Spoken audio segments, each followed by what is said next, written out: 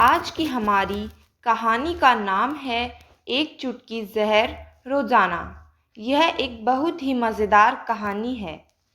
आरती नाम की एक युवती का विवाह हुआ और वह अपने पति और सास के साथ अपने ससुराल में रहने लगी।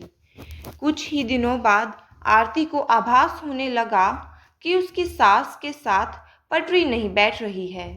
सास पुराने ख्यालों की थी और बहू नए विचारों वाली। आरती और उसकी सास का आए दिन झगड़ा होने लगा। दिन बीते, महीने बीते, साल भी बीत गया।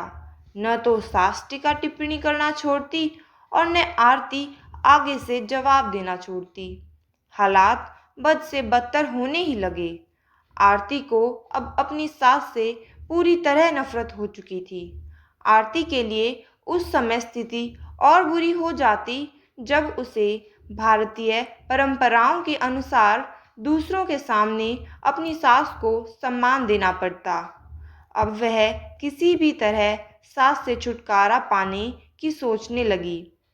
एक दिन जब आरती का अपनी सास से झगड़ा हुआ और पति भी अपनी माँ का पक्ष लेने लगा तो वह नाराज होकर मायके चली आई। आरती के पिता आयुर्वेद के डॉक्टर थे। उसने रो रो कर अपनी व्यथा पिता को सुनाई और बोली, आप मुझे कोई जहरीली दवा दे दीजिए जो मैं जाकर उस बुढ़िया को पिला दूँ, नहीं तो मैं अब ससुराल ही नहीं जाऊंगी।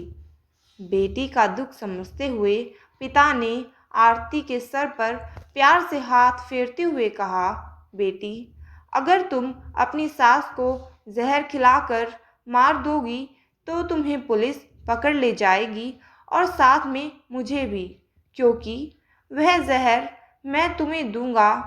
इसीलिए ऐसा करना ठीक नहीं होगा। लेकिन आरती जिद पर अड़ गई, आपको मुझे जहर देना ही होगा। अब मैं किसी भी कीमत पर उसका मुंह देखना नहीं चाहती। कुछ सोचकर पिता बोले, ठीक है, जैसी तुम्हारी मर्जी, लेकिन मैं तुम्हें जेल जाते हुए भी कभी नहीं देख सकता।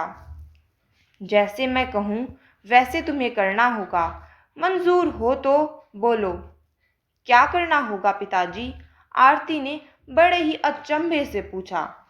पिता ने एक पुड़िया में जहर का पाउडर बांधकर आरती के हाथ में देते हुए कहा, तुम्हें इस पुड़िया में से सिर्फ एक चुटकी जहर रोज अपनी सास के भोजन में मिलाना है।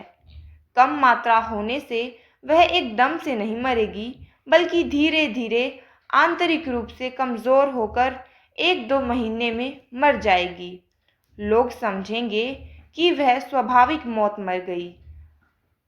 पिता ने आगे कहा, लेकिन तुम्हें बेहद सावधान रहना होगा ताकि तुम्हारे पति को बिल्कुल भी शक न हो पाए, वरना हम दोनों को जेल जाना पड़ेगा। इसके लिए तुम आज के बाद अपनी सास से बिल्कुल भी झगड़ा नहीं करोगी, बल्कि उसकी सेवा करोगी। यदि वह तुम पर कोई टिक्का टिप्पणी करती है तो तुम चुपचाप सुन लेना, बिल्कुल भी प्रत्युत्तर नहीं दोगी। बोलो, कर पाओगी ये सब? आरती ने सोचा, 6 महीने की तो बात है, फिर तो छुटकारा मिल ही जाएगा। उसने पिता की बात मान ली और जहर की पुड़िया लेकर ससुराल चली आई। ससुराल आते ही अगले ही दिन से आरती ने सास के भोजन में एक चुटकी जहर रोजाना मिलाना शुरू कर दिया। साथ ही उसके प्रति अपना बर्ताव भी बदल लिया। अब वह सास के किसी भी ताने का जवाब नहीं देती, बल्कि क्रोध को पीकर मुस्कुराते हुए सुन लेती। रोज उसके पैर दबाती और उसकी हर बात का ख्याल रखती। सास से पूछ पूछ कर उसकी पसंद का खाना बनाती, उसकी हर आज्ञा का पालन करती। कुछ हफ्ते बीतते बीतते सास के स्वभाव में भी परिवर्तन आना शुरू हो गया। बहू की ओर से अपने तानों का प्रत्युत्तर न पाकर उसके ताने अब कम हो चले थे, बल्कि वह अब कभी भी बहू की सेवा के बदले आशीष भी देने लगी थी। धीरे धीरे 4 महीने बीत गए। आरती नियमित रूप से सास को रोज एक चुटकी जहर देती आ रही थी, किंतु उस घर का माहौल अब एकदम से बदल चुका था। सास बहू का झगड़ा पुरानी बात हो चुकी थी। पहले जो सास आरती को गालियां देते नहीं थकती थी, अब वही आस पड़ोस वालों के आगे आरती की तारीफों के पुल बांधने लगी थी। बहू को साथ बिठाकर खाना खिलाती और सोने से पहले जी भर कर बहू से चार प्यार की बातें न कर ले तो उसे नींद नहीं आती थी। छठा महीना आते आते आरती को लगने लगा कि उसकी सास उसे बिल्कुल अपनी बेटी की तरह मानने लगी है। उसे भी अपनी सास में माँ की छवि नजर आने लगी थी।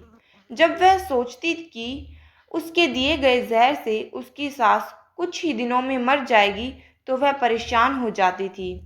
इसी उपहारों में एक दिन वह अपने पिता के घर दोबारा जा पहुंची और बोली, पिताजी, मुझे उस जहर के असर को खत्म करने की दवा दीजिए, क्योंकि अब मैं अपनी सास को मारना नहीं चाहती। वो बहुत अच्छी हैं और मैं उन्हें अपनी माँ की तरह चाहने लगी हूँ। पिता ठठाकर हंस पड़े और बोले, जहर? कैसा जहर? मैंने तुम्हें जहर के नाम पर हाजमे का चूरन दिया था। हा हा हा। बेटी को सही रास्ता दिखाएं, माँ बाप का पूर्ण फर्ज अदा करें। अगर आपको हमारी यह वीडियो पसंद आई हो